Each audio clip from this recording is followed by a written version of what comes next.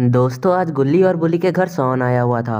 और क्योंकि आज 25 दिसंबर यानी क्रिसमस डे का दिन है और आज रात को ये तीनों मिलकर धूम मचाने वाले हैं। और इसी की तैयारी करने के लिए इन लोगों ने सोन को इतनी जल्दी घर पर बुलाया था। और अब इन तीनों ने अपने घर को काफ़ी अच्छी तरीके से सजाया हुआ है। तभी बुल्ली बोला कि सोन, हमने तुम्हें यहाँ पर खाने पीने की व्यवस्था करने के लिए बुलाया है। तुमने खाने पीने की व्यवस्था ठीक से तो की है ना, या फिर तुम खाना लाए ही नहीं हो?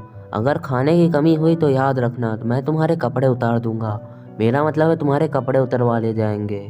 ये सुनकर सोन बोला, बुल्ली तुम उसकी टेंशन मत लो, मैंने सारा खाना पहले ही खा लिया है और ख़त्म कर दिया, और अब तुम लोगों के लिए कुछ भी नहीं बचा है।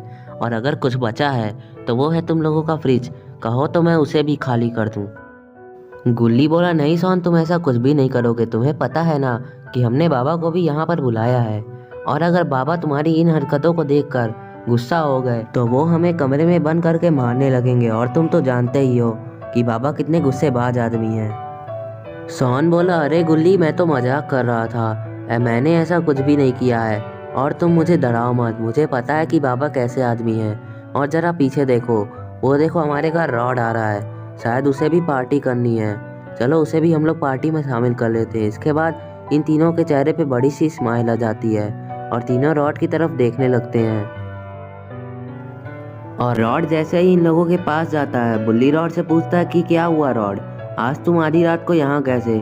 कहीं तुम्हें पिछली बार की तरह फिर से हमारी जीप तो नहीं चाहिए? और अगर चाहिए तो एक बात जान लो तुम कि इस बार हम में से कोई भी तुम्हारे साथ नहीं जाएगा, क्योंकि हम लोग यहाँ पे पार्टी करने वाले हैं। और तुम चाहो तो हम तुम्हें भी पार्टी में शामिल कर सकते हैं, लेकिन उसके लिए तुम्हें इन दोनों से भी परमिशन लेनी होगी, क्योंकि ये सब अरेंज इन्हीं लोगों ने किया है। ये सुनकर रॉड बोलता है, बुल्ली ऐसी कोई भी बात नहीं है, मैं यहाँ पार्टी करने नहीं आया हूँ। असल में मुझे तुम लोगों से कुछ काम है, और अगर तुम लोग चाहो तो मैं अभी के अभी तुम्हारे पार्टी में शामिल भी हो सकता हूँ। बस तुम एक बार मुझे हाँ बोल दो। ये सुनकर गुल्ली बोलता है, शादी का रिश्ता है का जो हाँ बोल दे। और इसके बाद गुल्ली बोलता है कि रॉड, हम तुम्हें पार्टी में शामिल तो कर ले रहे हैं, लेकिन एक बात जान लो, तुम्हें पार्टी में कुछ भी खाने को नहीं मिलेगा, क्योंकि सोन द भुक्खड़ ने सारा खाना पहले ही ख़त्म कर दिया है। और पहले पार्टी हम लोग करेंगे, उसके बाद तुम्हारा काम करेंगे। कि गुल्ली, तुम रॉड को झूठी बातें मत बताओ। रॉड, तुम्हारे खाने के लिए हमारे पास बहुत कुछ है, लेकिन ये इंजेक्शन तुमने किस चीज़ का लिया है? ये जहर का इंजेक्शन है क्या, या फिर कुछ और है? ये तुम लोगों को जो कुछ भी करना है करो, लेकिन पहले मैं अपना काम करूंगा। पार्टी तुम लोग मेरे काम हो जाने के बाद ही करना। और ये इंजेक्शन किसी जहर का नहीं है, बल्कि ये एक नया केमिकल है जिससे कि किसी भी नॉन लिविंग थिंग में जान आ जाती है। और मैंने इसे अपने लैब में बनाया है, लेकिन अभी तक मैंने इसका टेस्टिंग नहीं किया है। मैं इसे टेस्टिंग करने के लिए ही तुम लोगों के पास आया हूँ। वो जो तुम लोगों ने स्नोमैन बनाया है, मैं उस पर ही टेस्ट करूंगा।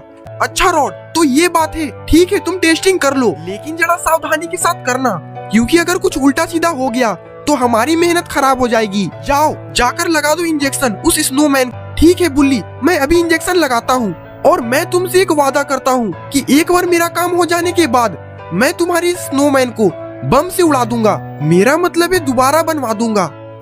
और इसके बाद रॉड उस स्नोमैन के पास काफ़ी तेजी से जाने लगता है, और उस स्नोमैन के पास आकर खड़ा हो जाता है और फिर उसे घूरने लगता है। और इसके बाद रॉड उस स्नोमैन के अंदर अपना इंजेक्शन घुसा देता है, और फिर रॉड स्नोमैन से दूर हटकर पीछे खड़ा हो जाता है। इंजेक्शन लगते ही उस स्नोमैन के अंदर मूवमेंट होने लगती है, और फिर तभी जूस पिला दो मौसम्बी का। स्नोमैन जिंदा हो जाता है और इसकी आंखें एकदम लाल हो चुकी हैं, जिसे देखकर गुल्ली बुल्ली और सोन डर चुके हैं। और तभी स्नोमैन इन लोगों को गुस्से दे देता है और अपनी छतरी से घर की सारी लाइटों को बुझा देता है, जिससे चारों तरफ थोड़ी देर बाद अंधेरा हो जाता है। और तभी गुल्ली बोलता है, ये बहुत खतरनाक लग रहा है, जल्दी से सब लोग अपनी जान बचाकर भागो यहाँ से। अगर इसने हमें पकड़ लिया तो ये हमें मार देगा, जल्दी से जान बचाकर भागो यहाँ से। लेकिन रॉड को लगता है कि ये एक्सपेरिमेंट फेल हो चुका है और स्नोमैन दोबारा से मर चुका है, इसलिए वो वहाँ से नहीं भागता और एक लगातार खड़ा होकर उसे देखता रहता है। लेकिन तभी स्नोमैन रॉड को हवा में उठा लेता है और उसकी गर्दन को दबाने लगता है, उसे गर्दन से पकड़ लेता है, और रॉड उसे अपनी जान की भीख मांग रहा होता है। रॉड कहता है कि तुम मुझे छोड़ दो, मैंने ही तुम्हें जिंदा किया है, और तुम ये बात मत भूलो कि अगर मैं तुम्हें जिंदा कर सकता हूँ तो तुम्हें मार भी सकता हूँ। इसलिए मुझे छोड़ दो। अगर तुमने नहीं छोड़ा तो मैं तुम्हें मार दूंगा, और अगर तुमने मुझे छोड़ दिया तो मैं तुम्हें नहीं मारूंगा। मेरा यकीन करो, मुझे जाने दो। लेकिन स्नोमैन पर इसका कोई फर्क नहीं पड़ता और वो काफ़ी ज़्यादा गुस्सा हो जाता है और इसके बाद वो रॉड को जोर से पटक देता है, जिससे रॉड वहीं पर बेहोश हो जाता है। और ये सारा मंजर दूर से गुल्ली बुल्ली और शॉन चुप कर देख रहे होते हैं। गुल्ली और शॉन के समझ में नहीं आ रहा कि अब उनका क्या होगा। गुल्ली, मुझे लगता है कि रॉड मर चुका है, तुम जल्दी से बाबा को फ़ोन मिलाओ क्योंकि अब बाबा ही हमें बचा सकते हैं। जल्दी से मिलाओ उनके पास फ़ोन, वरना ये हमें मार देगा। शॉन, मेरे पास मोबाइल नहीं है, पूछो तुम बुल्ली से। वो मेरा मोबाइल तो घर के अंदर है, और अगर मैं घर के अंदर गया तो ये मुझे देख लेगा और स्नोमैन मुझे देखते ही मार डालेगा और मैं मरना नहीं चाहता। क्या तुम्हारे पास मोबाइल नहीं है? बुल्ली, जल्दी से तुम अब बाबा के पास फ़ोन मिलाओ, तुम्हारे पास तो फ़ोन होगा ही। मेरा मोबाइल भी घर में ही है, मेरा फ़ोन मैंने चार्ज में लगाया था क्योंकि मेरे फ़ोन का चार्ज लो हो गया था। मैं तो कहता हूँ कि चलो अब जीप से ही बाहर चले जाते हैं क्योंकि अब हमारे पास कोई भी रास्ता नहीं है और बाबा पता नहीं कब आएंगे। तो जल्दी से जीप निकालो गुल्ली और शॉन, इससे पहले कि वो हमें देख ले। हमें यहाँ से निकलना होगा, जल्दी करो। कि मेरे पास चाबी नहीं है और शॉन के भी पास चाबी नहीं है। जीप की चाबी तो घर ही में है। अब हमारे पास एक ही रास्ता है, हम में से किसी को चाबी घर के अंदर से लानी होगी, वरना ये हमें मार ही देगा। और तभी जिसका डर था वही हुआ। स्नोमैन ने गुल्ली और शॉन को पीछे देखता हुआ देख लिया और वो इन लोगों को घूरने लगा और इनकी तरफ मुड़ गया और धीरे धीरे इन लोगों के पास आने लगा। स्नोमैन को पास आता देखकर शॉन उठता है और अपनी जेब से कुछ निकालने लगता है। अक्षय, तू तो गया बेटे। इसके बाद शॉन बंदूक को स्नोमैन की तरफ फाड़ता है। अब देख तू, अब तू गया बेटा, अब तू गया, देख तेरी औकात मैं दिखाता हूँ तुझे, देख। और फिर शॉन लगातार फायरिंग करने लगता है, लेकिन स्नोमैन को इस पर कोई भी असर नहीं पड़ता है। थोड़ी देर बाद शॉन की गोलियां खत्म हो जाती हैं और अब स्नोमैन पागल हो चुका है और अब वो इन लोगों को बिल्कुल भी नहीं छोड़ेगा।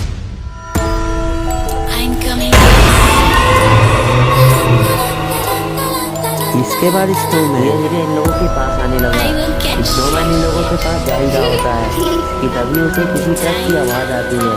लेकिन आधी रात को ये ट्रक किसकी हो सकती है? स्नोमैन तुरंत ट्रक की आवाज़ की तरफ देखने लगता है और उसे एक ट्रक आती हुई दिखाई देती है। लेकिन आखिर इतनी रात को ट्रक में कौन आ सकता है? तो दोस्तों, आखिर ट्रक के अंदर कौन होगा और अब बुल्ली और शॉन इससे कैसे बचेंगे, ये सब हम देखेंगे नेक्स्ट पार्ट में। नेक्स्ट पार्ट देखने के लिए सब्सक्राइब करें हमारे चैनल को।